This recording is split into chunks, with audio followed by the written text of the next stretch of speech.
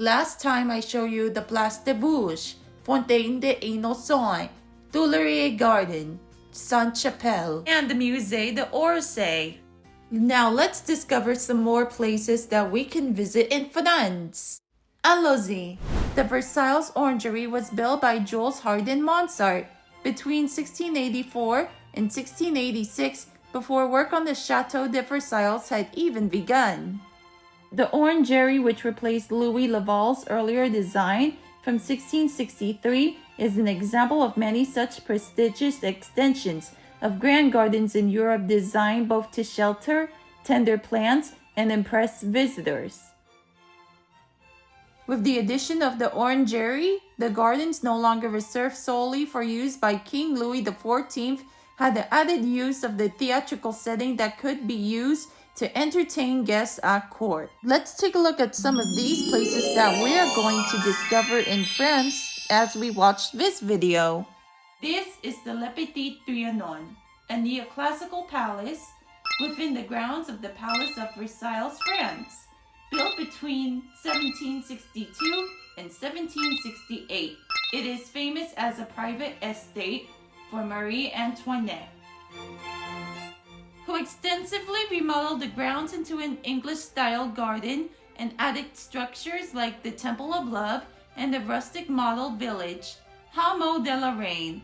The palace served as a private retreat for the queen, away from the formality of the main palace. The Grand Trianon is a French Baroque-style chateau situated in the northwestern part of the domain of Versailles. It was built at the request of King Louis XIV as a retreat for himself and his mistress en titre of the time, the Marquise de Montauban, and as a place where he and invited guests could take light meals away from the strict etiquette of the royal court. These places look so fancy that it looks a lot similar to all the rooms in Belle's Castle from the movie Beauty and the Beast. What I like about those two places is that they added a lot of fancy details, organized all the furniture, and they mix and match all the colors and patterns that I'm gonna rate both of these places a 10 out of 10. This place is called the Bourse de Commerce. It is located in Paris, France, and serves as the contemporary art museum, showcasing the collection of Francois Pinal. The building itself is a historic landmark, originally used as the Paris Commodities Exchange. It used to provide services to businesses by the Paris Chamber of Commerce during the latter part of the 20th century. It has its origins in a circular wheat exchange built in 1763 to 1767, with an open-air interior court that was later capped by a wooden dome replaced in 1811 with a copper one.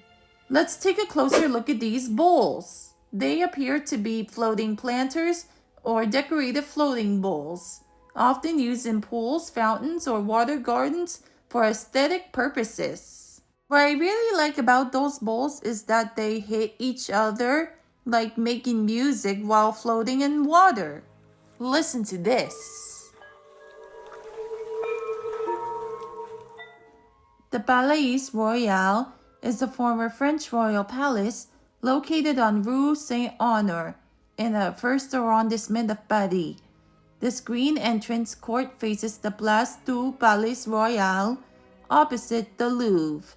Originally called the Palais Cardinal, it was built for Cardinal Richelieu from about 1633 to 1639 by architect Jacques Lemercier. Richelieu bequeathed it to King Louis XIII before King Louis XIV gave it to his younger brother, Philippe I, Duke of Orleans. This is the Fontaine des Spheres, or Les Boules de Burin, located in the courtyard of the Palais-Royal in Paris, France. The artwork consists of polished stainless steel spheres designed by French artist Polbury.